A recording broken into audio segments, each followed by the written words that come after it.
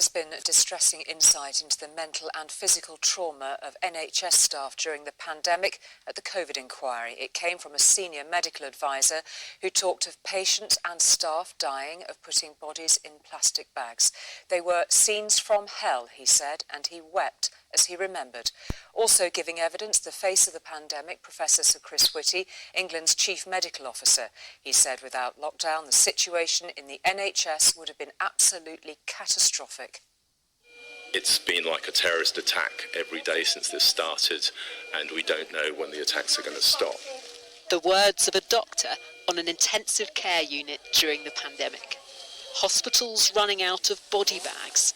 Nurses forced to wear adult nappies because they couldn't even take toilet breaks. It was a scene from hell. This was the testimony from a consultant who worked as an advisor to NHS England during the crisis, as the Covid inquiry examines the impact on the health system, patients and its staff. You don't know unless you're the people who've run out of body bags and put people in plastic sacks.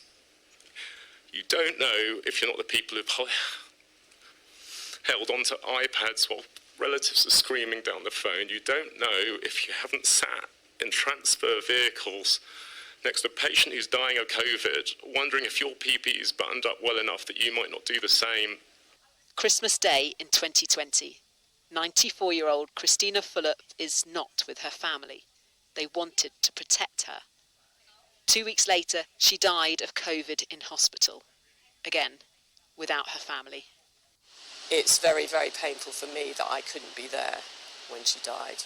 To hear the trauma that NHS staff suffered during the pandemic, I mean, it was absolutely harrowing to listen to, but really, really important to hear. When asked for his recommendations, the consultant said that the well-being of NHS staff, upon whom everything depends, must be a priority. If we do not care for the carers, he said, they cannot care for our patients. This is a vital update about coronavirus. To help save lives, stay at home. The inquiry also heard from the man in charge of public health during the pandemic, Professor Sir Chris Whitty, admitting that he still has concerns about the warnings he gave. I worried at the beginning, I still worry actually in retrospect, about did we get the level of concern right? Were we either over-pitching it so that people were incredibly afraid of something where in fact their actuarial risk was low, or were we not pitching it enough and therefore people didn't realise the risk they were walking into? Campaigners say lessons must be learned, as, in the words of Sir Chris Whitty, a future pandemic on this scale will occur. That's a certainty. Rebecca Barry, News at 10.